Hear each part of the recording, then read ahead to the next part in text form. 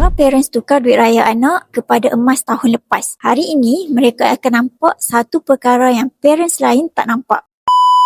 Sebenarnya, duit raya anak ini adalah antara duit yang paling sesuai untuk kita tukarkan kepada emas. Sebab anak-anak ni lambat lagi nak guna duit mereka. Tahun lepas, harga emas sekitar RM450 hingga RM500 segram. Hari ini, harga emas sudah pun mencecah RM700 segram. Bayangkan kalau duit raya anak tahun lepas kita tukarkan kepada emas.